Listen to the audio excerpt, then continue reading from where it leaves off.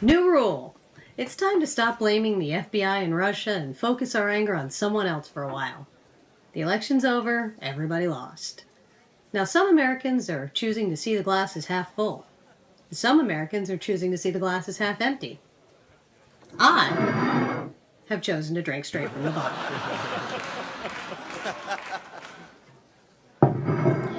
But after a few days of paralyzing depression, Friday rolled around and I knew it was time for Bill Maher, real time, and he was going to find a way to perfectly articulate our shared outrage. Wasn't sure what he was going to do, but I imagined... I want you to get up now. I want all of you to get up out of your chairs. I want you to get up right now and go to the window, open it. But instead, I got this.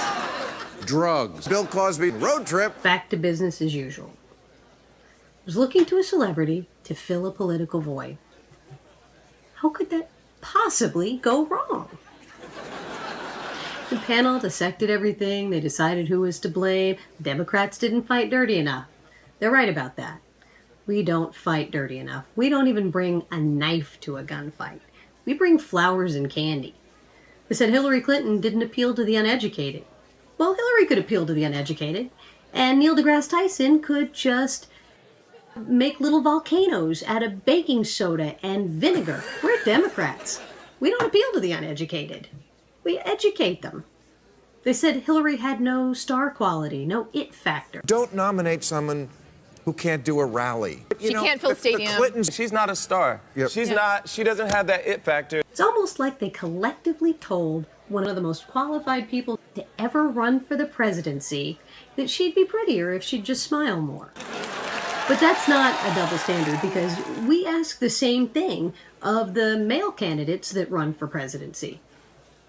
Star quality, it factor. The only star quality I want is capability. The only it factor I'm looking for is intelligence. It's almost like, because Hillary was qualified, she was part of this evil establishment, while Donald Trump was an unknown. Like he was the human equivalent of a Birdie Bots candy.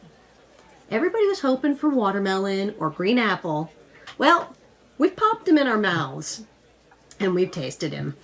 And it's definitely duck butter.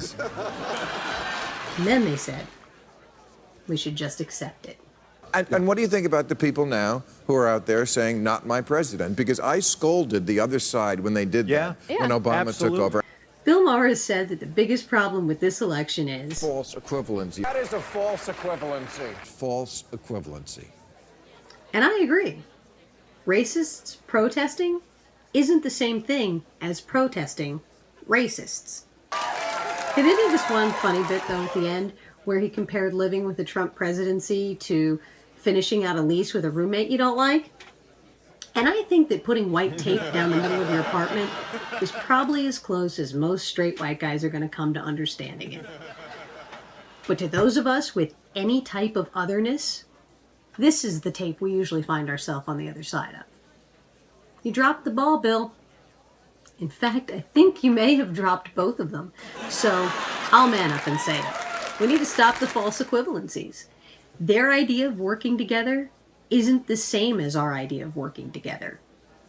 Fighting to save your country isn't whining because you didn't win. And removing yourself from danger isn't running away. In fact, sometimes leaving a theocratic, oppressive society to find a place where you feel safe and free is the most American thing you can do.